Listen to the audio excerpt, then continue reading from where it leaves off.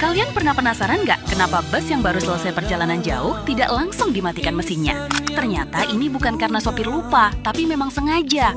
Setelah menempuh perjalanan panjang, mesin terutama yang menggunakan turbo masih menyimpan suhu yang sangat tinggi. Kalau mesin langsung dimatikan, oli berhenti bersirkulasi, padahal turbo masih panas. Akibatnya, sisa oli bisa terbakar dan meninggalkan kerak yang mempercepat keausan turbo.